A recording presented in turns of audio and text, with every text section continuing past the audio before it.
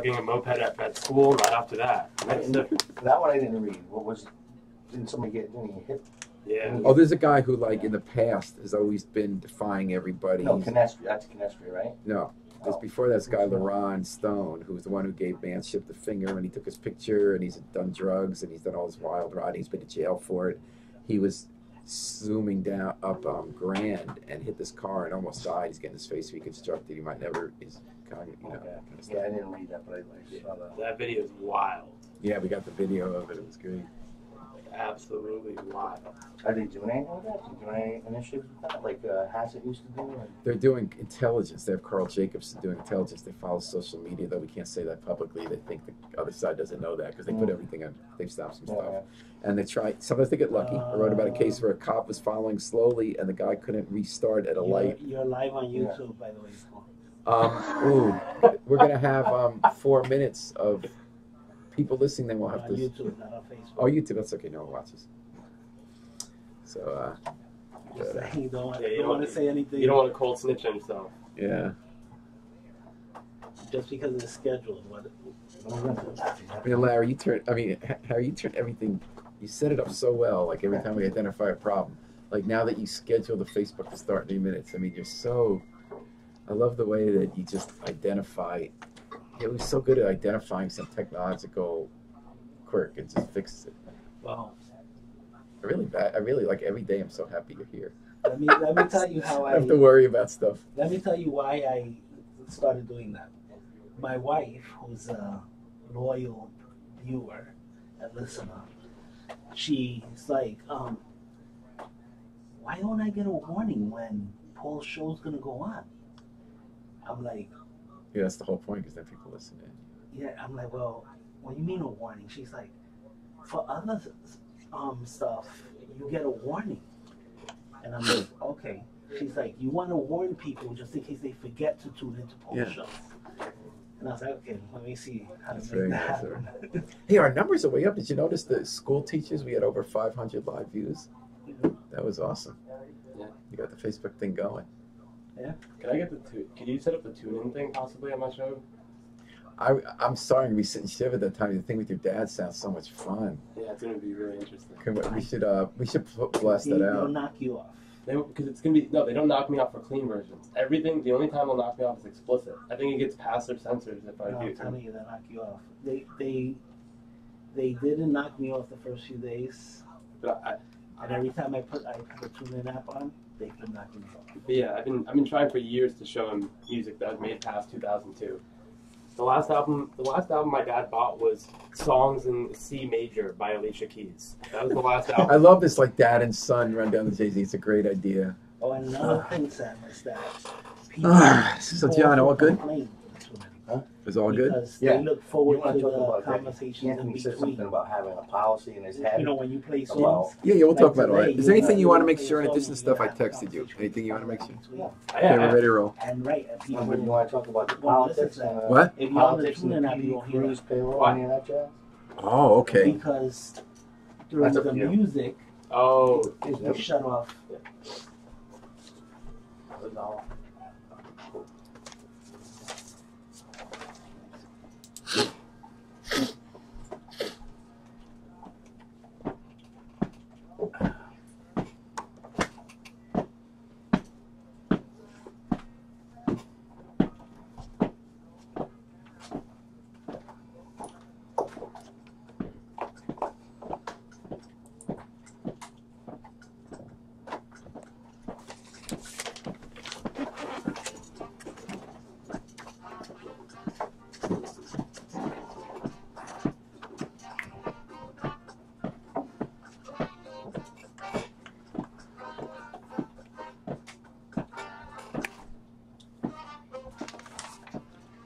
Hello and welcome to WNHH Radio's Dateline New Haven. I'm your host, Paul Bass, inviting you to look behind the headlines on the stories that make New Haven tick. You know, folks, most of the time we need to dial 911 to get a cop. But here in WNHH, all we have to do is turn on mic number 2 and let our resident policing expert and resident criminal justice expert give us the 411 on the hot button stories in town. That resident expert is John Velleca, a retired New Haven Assistant Police Chief, and the current Sergeant at Arms for Connecticut State Senate. About the second most fractious place after North Korea in the world. Anyway, he's here in the studio for his regular checkup, and boy, do we have a lot to talk about. Welcome to the studio, sir. Nice to be here, Paul. Thank you for coming in regularly. Anytime. New Haven Station Manager and proud Donald Trump supporter Harry Dross, a.k.a. the bravest man in New Haven, is in the studio as well, armed and ready. Morning, Harry. And Morning. thanks to Yale New Haven Hospital for providing support for today's program. So, John Velleca, let's first get right to it. Tomorrow night, Friday night, there's a promotion ceremony. 13 new lieutenants, 5 detectives, 5 sergeants, new assistant chief, Rachel Kane. Right, yeah. And what do you think about that? Rachel Kane going to be, we finally have a female back in the chief suite. We have 3 assistant chiefs, right? Yeah. I like Rachel. She worked for me in the bureau. Very competent. She'll be a good addition. I've watched her rise. The way I always imagined Kane watching her is that she's very focused and very confident. Yes. She goes by the book, and she's good at her job. Very good at her job, yes. Takes it very seriously. Yeah. Does she have the respect? She ran internal affairs. She'd been sergeant on the street, I believe. She Right. did a lot of. Was she in Bureau of Identification? I mean, she did a lot of like She investigative work. She was my administrative sergeant in the bureau when there was a major crime Detective scene. Bureau? Yeah, Okay. right. And I was an assistant And she chief. ran the training academy, so Yeah. she kind of got the portfolio around. She got the Yeah, experience. she's got a great background. Yeah. So you think that was a good call? I do, yeah. Okay. And then, the way they pick people to be promoted under civil service rules is everyone takes a test. And that's not the only basis on like how you do on the test, but that's supposed to be an important measure. And there was a woman who scored number 3 out of over 30 on this test named Rose Dell. Right. And 13 people were being promoted. And yet when the chief brought his picks to be approved last Friday at a top secret, outrageously out of the public view Board of Police Commissioners meeting last Friday, Right. her name was not on the list. She was skipped over. Yeah. And it turns out that some people don't like her in the department. There's politics. Someone made some allegation against her, which was pretty minor, but I'll see if you agree with that. And as a result of that, Chief Campbell said, I can't promote her at this time. Right. She has a lawyer. She said that the lawyer, John Einhorn, used to be a police commissioner, Sure. said that this is because she does her job well as internal affairs investigator, and cops don't like it when someone isn't just going to stay on their side of the thin blue line when they do wrong. Is that what's going on, or what's going on? How did you feel about the decision, John Velleca? Because you've been involved in many promotions. Well, Not to promote her. Right. I think on this one I'm going to have to agree with Chief Campbell. But I will say, the chief is going to make his decision. And that's his decision to make, whoever the chief may be, his or her decision to make. And it's completely within his right if he's got his own reasons for doing that. Personally, from what I see on the outside, now don't forget I'm not there at 1 Union Avenue. But I think I would have broke. I don't think I would have tabled the promotion based on that. And what's the reason? Well,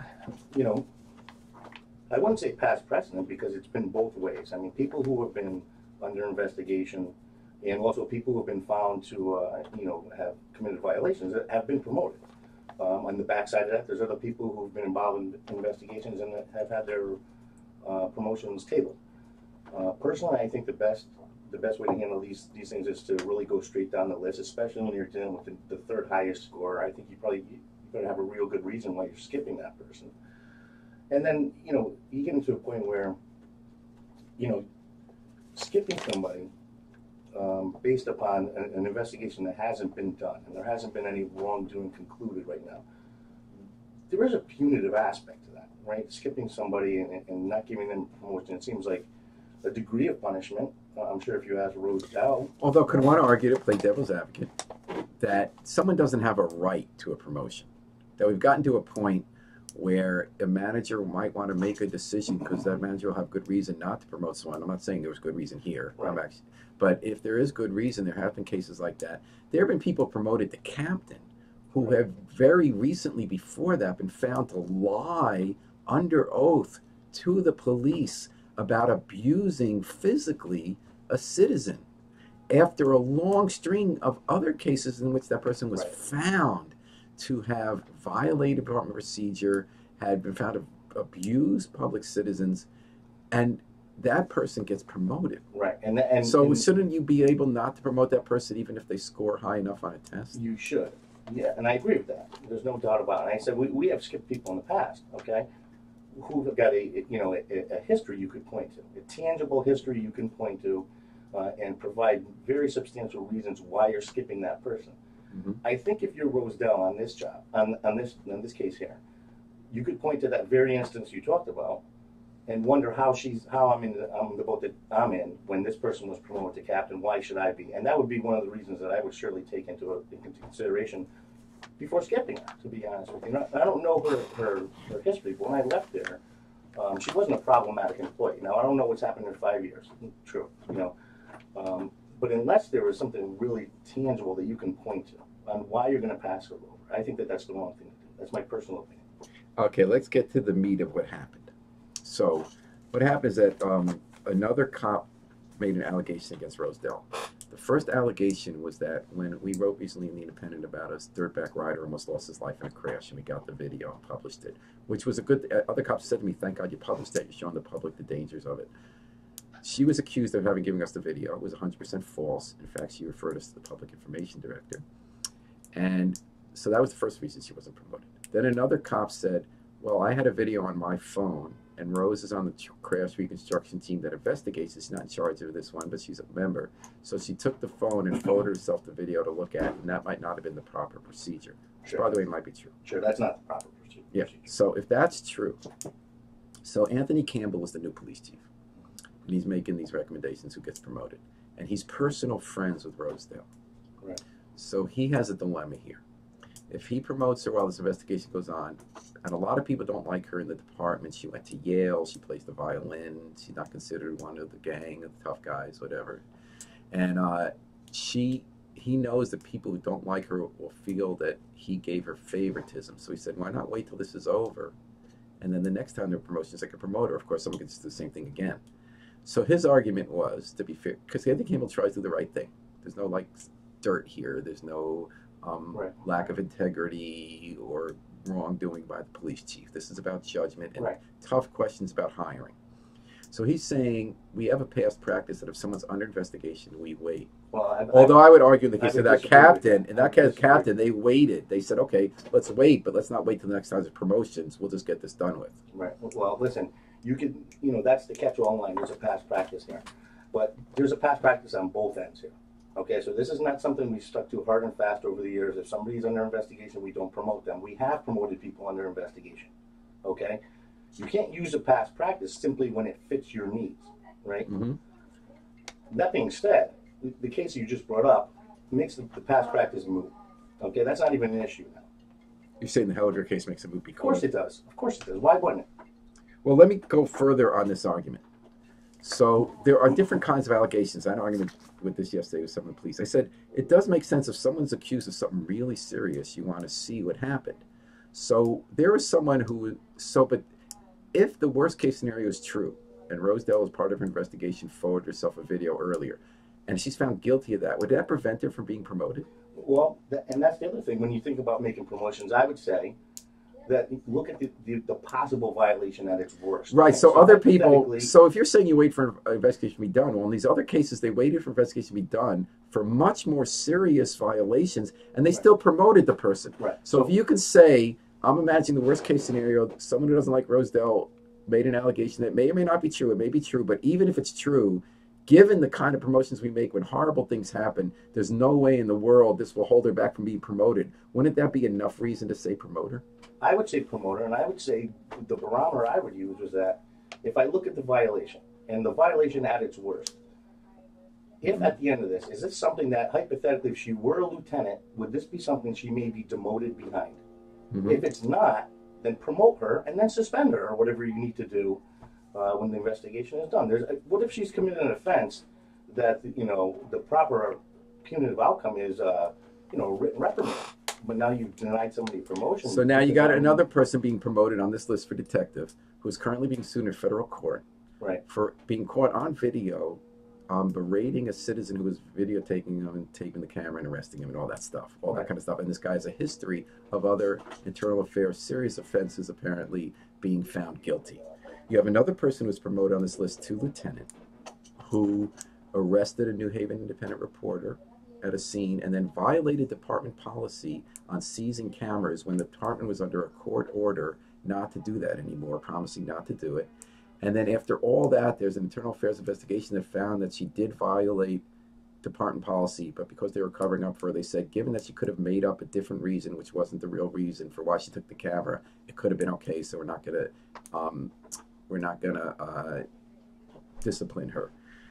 And as we mentioned, a captain who slammed the camera out of a citizen's phone at a Walmart parking lot on a parking lot dispute, then lied under oath to IA about what happened, and in other cases, like inserted herself in a family member's domestic dispute, off duty, told a woman whose kid was raped that she wouldn't help her get paperwork she needed to keep the kid in the country because the woman didn't speak Spanish. He didn't like the woman spoke Spanish.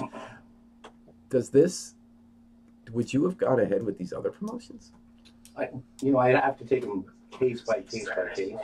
Right? So, it's tough to group them collectively. So I would go case by case and if I could establish a track record of someone who's a bad actor, certainly I wouldn't have promoted them. But there are some things that you can be promoted, right? It doesn't, just because you violate policy doesn't mean that we can't correct that through retraining or through discipline, and then you're worthy of your promotion still. Has there, in any of the cases I mentioned, has the department even said what they did was wrong? Has anyone said that it was wrong to take that camera? Has the police department even said a word of contrition for being the only police department in the United States since Donald Trump was elected to arrest a reporter, illegally take their camera covered up at the highest levels and lie about it? Yeah, you have to keep it in perspective. I'm retired, so I don't really know what they're saying on a day-to-day basis. They haven't said a single word. I would have heard. Right. So there's your answer. Like I said, that's an answer I can't really give you. But as with regard to the promotions, I think that the way to handle this with Rose, my personal opinion, if I were to handle it, chances are good that I would have promoted her, let the investigation run its course, and then whatever had to be done at the end. Because it wasn't an allegation that would have stopped her from being promoted, right, even if true. Right. And even if you're uncomfortable with promoting her, maybe hold her spot, right, and table it to the end. Would you have held her spot, or would you have promoted her? I would have promoted her, and then I would have dealt with the investigation completely separately, because I don't think, at least from what I see, she's being accused of is something that would result in a demotion. What does this mean for a new police chief who's trying to get along with all the factions in the department and is reacting, obviously, to the politics in the department and trying to make sure, out of legitimate goals, not to be seen as favoritism for his friends? You know what? There's no way around that, okay? And if you're going to start worrying about what people are going to view, you're doing things because you're friends with somebody, it's a favorite. Listen, we said in the beginning, right? Anthony's a nice guy. But this is going to be a tough job. You're not going to be able to keep everybody happy all the time here. You just have to make your decisions. And look, if it was my friend or not, I would make the same decision. And if the decision looked favorable and people wanted to view that I was doing it because they were my friend, well, that's on them. All right. And it's on you to know that you're listening to Dateline New Haven on all of us. At WNHH Radio, your home for community radio, 103.5 FM, live stream at NewHavenIndependent.org. We have our resident policing expert, resident law enforcement expert, John Velleca, in the house. He's the former Assistant Chief of Police New Haven. He's the current Sergeant at Arms Connecticut State. Resident expert. All right, so then we had another, I want to know what Harry has to say about this one, and John. So there was a big controversy in the Independent because the Commission on Human Rights and Opportunities issued a draft opinion on a case recently, and we reported on this. And this involved who got to be the district manager on the East Shore of New Haven. East Shore historically was white, ethnic, had a racist reputation. The place has really changed over time. Half that district, I would say, is majority minority in the northern end. But even in Morris Cove, the heart of where people still vote for Donald Trump, no offense to Harry, you have some people come move in, you have gay people who bought houses, there is a change happening, but there's an older guard that still, was representative of people who used to burn crosses on lawns, which happened. So Al Palillo is the alder there as well as the state rep. And there was a Latino district manager named Alfredo Cruz, and he tried to get him removed. And the police chief told the district manager, hey, this guy doesn't want you there. Meet with the politicians so you can get a relationship. And the politician Palillo refused to take a phone call, refused to answer an email, refused to meet with him. He just asked him to get him removed. What the Commission on Human Rights and Opportunities found was that they concluded that Palillo was telling the police that they didn't want a Hispanic there. and that he had racist reasons for not wanting a guy there. That's why I wouldn't even talk to him. And that the police department bent to a racist plea and removed the guy from office, even though he had a great record. And the person who got the most criticism was Anthony Campbell, who was acting chief. Because they said Anthony Campbell claimed it had nothing to do with race. He said it's because there were complaints about Cruz. The CHRO found there's not a record of a single complaint about Cruz except for the politicians saying we don't want the Hispanic guy, allegedly. And that, in fact, there's a long record of people saying he did a very good job. So there's been this torrent of debate saying, well, Paleolo's not a racist. He has close relationships with blacks and Hispanics. I can't say what his relationships with Jews is, but no, I mean there's a history. But you know, his mentor is a Latino politician. He gets along very well with African American members of the board. Other people say that doesn't mean that you're not trying to run your neighborhood the way your constituents want. What do you think happened, and what do you take from each of you guys? I mean, or for listeners don't know, Harry, you're of Puerto Rican descent, Donald Trump fan. Where do you go in all this? You know, I wish I could go back and actually vote for Trump since I did. Wait, who'd you vote for? I wrote in, it was a joke, I wrote in Jack Bauer. Who's that? From 2024. Who's that? Kiefer Sutherland from 24. Yeah, he's, you know, like. But you are a Donald Trump fan and a Fox News fan, all that. Yeah. Now, but I wish I would have voted for Trump just so I have that on my belt. You're going to take a beating for it. Yeah, well, you've done a good job defending him since his election. Yeah. Anyway, so I don't know if you're telling me that he actually gets along with everyone, right? So he hasn't shown racist tendencies before, right? So I don't know what to say about this. Maybe he just wanted the guy gone. He wanted to be able to. The question was why, and I believe it could be possible that El Pelo is definitely not a racist. I mean, I don't like to judge that, but they're claiming the evidence is that they quoted top cops saying that they didn't want Hispanic in there, and I was getting a lot of calls about that too. And that's why they acted, because it's really determinative for the CHRO, and what puts the city at the mercy of a possible lawsuit is not what Paolillo did, but what the police officials did. They had the police assistant chiefs on record, a couple of them, saying there were three, and the chief at the time, not Campbell's president, saying that we were told they couldn't have the Hispanic in there, he had to get out, and acting on that information. And then the CHRO says, falsely claiming in Campbell's case that there were all these complaints about the guy, they removed the guy. That puts the city at mercy of quite a lawsuit. But anyway, what do you think about based on that evidence? No, if there's evidence that he actually said that. No. They didn't talk to him.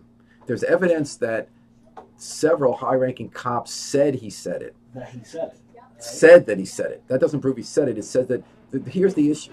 The issue is whether New Haven police officials believed that he said it and acted on that information. So the real issue isn't whether Al Paolillo is a racist, at least for the purposes of public policy. The real issue is whether New Haven police officials react to a politician who they believe is asking them to do something racist and do it for that reason rather than for reasons of good public policy. Well, the thing is, if they believe he said that and they acted on that, yes, racist. And then what it says about Chief Campbell, remember, Chief Campbell was interim chief at the time. He needed to be approved as chief. Al Paolillo was the one politician who had given his predecessor the most grief and has led the charge consistently to hammer the police department on overtime control. He just led the charge successfully to override a veto of the mayor's, to have new rules that if the police department wants to spend any time over $1 million, if they want to shift their top command, if they have who's going to be in charge and she's out of town, they all have to come down to the Board of Alders for approval. Which is ridiculous. So Chief Campbell knew he's the one guy who can give him the most trouble. So Chief Campbell publicly says he's not a racist. Everything he said was good. Here's why I did it. The CHRO said that's not true. You're making this up. And then Al Paolillo in turn praised Chief Campbell, and because now the Board of Alders has to approve the appointment of police chief. That's a new change. Yeah. And so he enthusiastically welcomed Chief Campbell. So this says something about the relationship between police chief and politicians. That's really what this is about. Exactly. And what do you think about that, I John? think that the politicians need to get out of the police department. I think they're overwhelmingly overstepping their boundaries. I think the Board of Alders has overstepped themselves completely. I don't think Al Pedalo is racist. I can tell you that for sure. But what I will tell you is what you're seeing is, excuse me, a culture that has been established where people in every district believe they get to pick one of their own, so to speak, as their district manager, instead of people who can do the job for the benefit of the entire community. So in other words, you shouldn't be able to walk in and tell the chief of police that you want a black district manager in Dixwell and you want a white one in East Shore. The chief of police should be looking at the crime in that area and the challenges that area sees and deploying the person best fit to remedy the problem. When you start to jump over your lines and you want to start to now affect as the Board of Alders the day-to-day operations of the police department, you're wrong. At the end of the day, you're wrong. This is what you get. The most complaints I've ever heard about Will Cruz was that he didn't answer his phone late at night, which is a problematic issue to begin with because we don't require you to answer your phone late at night because we did away with that. Why do you think Cruz was removed? I think Cruz was removed because there was political pressure put on, but I don't think it was because he was Hispanic. My personal opinion. I think that So why do you think Pillow wanted to get rid of him? Just a matter of, listen, I'm the alder out here. I get to pick because that's the way it goes. That's the way it's been forever and ever. And now I want my pick, right? But and think about it. What does everybody say about Cruz didn't answer his phone? And in the comment section, the retired guy jumped on me a little bit. And I've never been a district manager, right? And the retired. But again, you had a politician who wasn't willing to meet with the district manager, and you had Al Vasquez, then assistant chief, Lou Casanova, assistant chief, quoted on the record at the CHRO saying it was because he was Hispanic. And yeah, I mean that's a problem. I mean, like I said. But you're saying you think race didn't play into it? That's my personal opinion from viewing this from the outside. So what would motivate someone not to want to control and meet with the DM, but instead get rid of him without talking to him? I think that it's a matter of the alder not feeling they need to meet with the DM. I think it's a matter of the alder believes they go right to the chief of police, and they get their pick. Mm-hmm. What about democracy? What about letting the neighborhood weigh in? Listen, we went through that last time, and I understand that. And I understand that you should be able to come to your chief of police and express what your problems are. But when you start to pick your people as the alder in the area, and you want somebody over there because you have this relationship where, well, listen, that's politicism. Think about the 3 years of policing, right? The political era, the reform era, the community-based policing area, right? Why did we even need the reform area? Because the political era got so out of control with picking whoever they wanted. What happened? Rampant corruption. So we need the reform area. What the reform area bring? Everything but community-based policing, right? Everything but motorized beats, distance away from the community. Now we try to remedy that with the community-based policing area, but we're pushing right back to the political era, right? So they need to get out of the police department. That's what they need to do. Get out, go do what they do at City Hall, and leave the police department alone. I agree with him, but my thing is if you're actually picking people by race to actually manage certain places, it's a form of racism. I would say, Harry, I can tell you from my time in New Haven, the only place where I would want a is Fairhaven, because I think that with the undocumented community there and the Spanish-speaking only community, that you really need somebody there who speaks Spanish. Well, why not Dixon, New Hallville, where black people feel they're not getting a fair shake from cops who are white from the suburbs who come in, don't understand them? Well, I can't go that route. So with Fairhaven, would you say it needs to be Latino or someone who speaks Spanish? Somebody who speaks Spanish.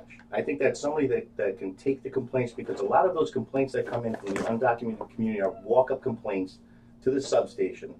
And usually the substation during the hours 10 to 6, your district manager will be there to take that complaint. So I think I always thought that was a big deal, right? Because they don't call 911. They don't have the means to call 911. They can't converse at times with the officers they see on the walk-up. So now you're saying, should all the cops in Fairhaven speak Spanish? No, I don't think all the cops. I think, but there should be the DM and some cops. There should be one spot where people know that they may be, That's so you're saying the district manager and some officers. And so, some officers. If you can get off. So what about if you have a history in Dixon, Hallville, where again, a lot of black citizens don't trust the cops. They feel they're racist. They feel too many white cops understand them, come from other places. And they responded so positively. They responded so positively when Sergeant Hoyt, who grew up there, took over Dixwell, and Shafiq Abdul-Sabur grew up there, took over New Hallville. Right. They're from the community, and it had such an impact on people trusting the cops. And you want to know and something? crime's so down there. When I began in 1991, Winchester Avenue, New Harbor was one of the most violent areas in the city, and one of the most beloved district managers was Tony Grigo. Right. They wouldn't have traded Tony Grigo for anybody. So to me, when you put that, the color to me, I think it depends on the cop, right? Look at one of your assistant chiefs, Archie Generoso. When I first started, Archie was running District 4. They loved him. All right, and we love having John Velleca and Harry Jones on Dateline New Haven 103.5 FM live stream at newhavenindependence.org. We brought up the override of the veto, so the Board of Alders has a bunch of policies they put in the new city budget as amendments. They included having a lot more control over the police department. If they spend over $1 million in overtime, then they have to come before the board before they spend another cent.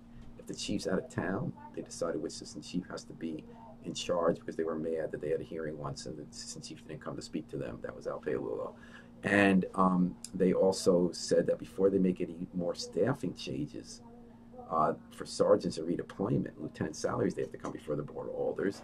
And if they spend any money on salary increases for assistant chief, they have to come before the Board of Alders unless there's a new police union contract. So the Alders are saying, you've been out of control, we need more oversight. You spend all this money on overtime every year, plus we were insulted, Al Paolulo was insulted because he had a hearing on the police and the assistant chief had to be out of town for something pressing, and he said you should have come. Right. So their argument is that we need more oversight. The mayor vetoed the amendments, but then she got overridden 25-0, which really says something about their political operation up there in City Hall, a little strategy they do. But anyway, she said this is dangerous. If there's a mass demonstration, we need to make arrests. We got to keep people safe. We won't have enough. We won't be able to decide. We have to wait for a member of the meeting of the Board of Aldermen to do that. We can't, that the right separation of power, she says, is you overall set policy, overall set budgets, and then we come back to you for a review, but we have to run it day to day. They say that in government there's a lot of precedents that decisions have to be reviewed, and they don't believe that if you're staying within that $1 million range, you're not going to have that problem.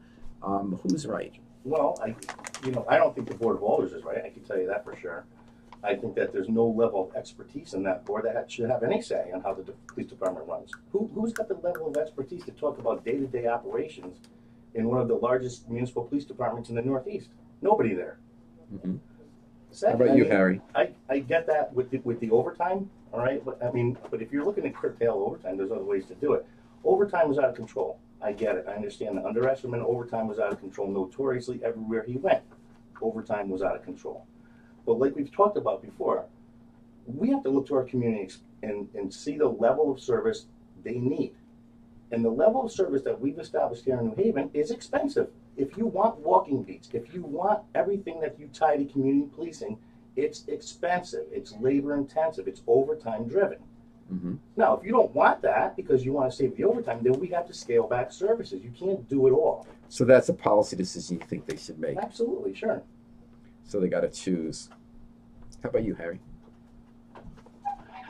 Well, I have to go with John here because I don't understand why the aldermen are getting so involved with the police and why they want to take so much power away from them. All right. And then, guys, there was this incident we had another video of. A reporter happened to be at a light and watched a 53-year-old off-duty bus driver. He was in his own car. He's driving down the boulevard, and this bunch of three teens, a bunch of dogs, and a young woman are walking in front of her. She didn't see him, but he slams on his brake to avoid hitting them. They got mad at him. The boys pulled him out of the car, beat him bloody, and wrecked, threw stuff in his car and wrecked him and ran away. So a bunch of people kept driving by. 4 women, including our reporter, Ricky Sharif, called 911. Some people took videos. One woman actually got involved, went up there and told the boys to stop it, and they actually fled. What was the right thing for the public to do there? Well, the general rule of thumb is we ask the public to be the best witness they can and not get involved for fear of their own. How about the woman who got them off? He probably might have saved his life. Yeah, absolutely, sure. But it's difficult to actually make the call from an authoritative point of view and say, listen, hey, go get involved. Well, do you think she shouldn't have gotten involved because of the danger to herself? It's hard for me to say. I mean, given the outcome, I'm glad she got involved.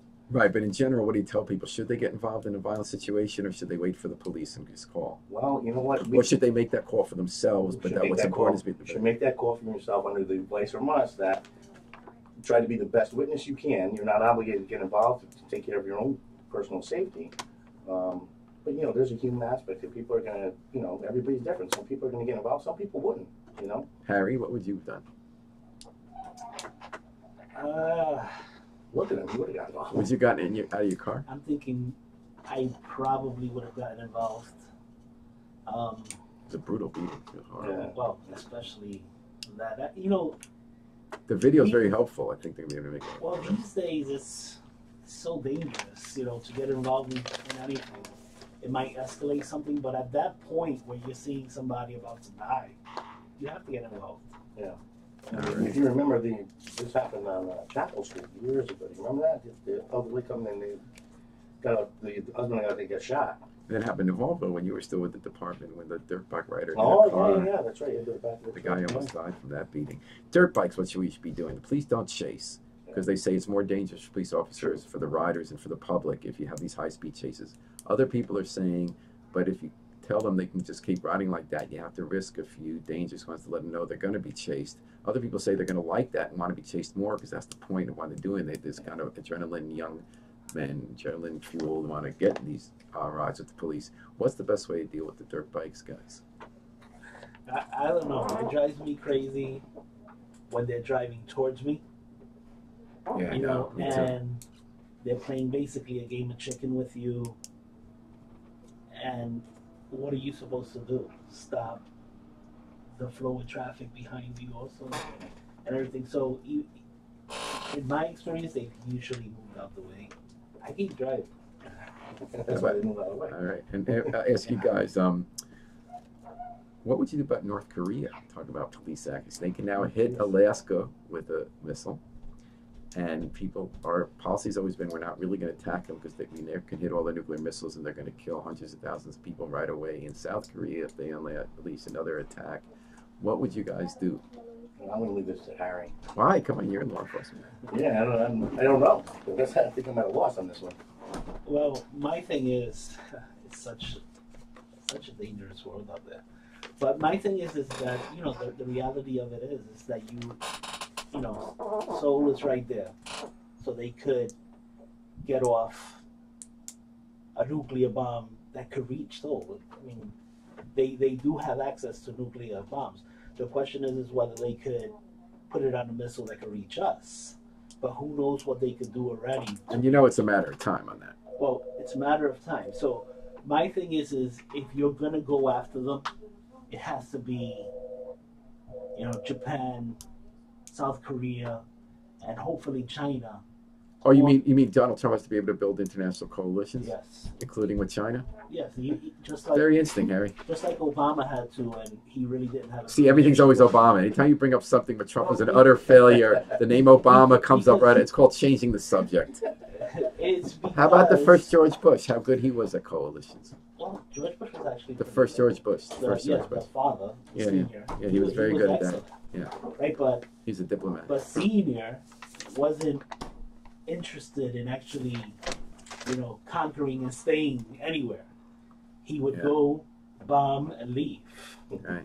You know, basically like Ronald Reagan also. Speaking, I'm sorry that we need. I'm sorry we need to bomb and leave. But John, talking about the second biggest dilemma, what would you do with the state senate now to try to get us a budget deal? We don't have a budget now in the state of Connecticut. It's a new fiscal year. I don't think there's anything I can do, to be honest with you. I don't know. I think they're going to have to start working across bipartisan lines and get over some of their problems. But meanwhile, your job as Sergeant of Arms, the United States has to make sure they don't kill each other and the lobbyists don't strangle. Yeah, hey, listen, the Senate is... Good luck with that. I'm glad you're there. The Senate is okay. It's the House where the problems are. All right, well, maybe they can... I think Malloy should declare us a socialist state. Martial law. I'm with you on that. Or should he just go, should he close the beach and go there with his family? Single Definitely. Go, Harry. Harry, what happened today? Let's put up all the... What'd you have for breakfast? What did I have for breakfast? Hopefully everybody out there gets my sarcasm. Well, I get that. Thank you for joining us today at Dateline New Haven. Thanks to today's guest, resident policing expert John Velleca. And as always, to the bravest man in New Haven, Station Manager Harry Drost. Thanks to Yale New Haven Hospital providing support for today's program. We're going to take it out with the Afro-Semitic Experience performing I Wish I Knew How It'd Feel to Be Free from the group CD A Plea for Peace. Now, we know what it's like to be free. We just got to remember to book our flight. Book your flight with us all day and all night long here at WNHH, New Haven's home for community radio.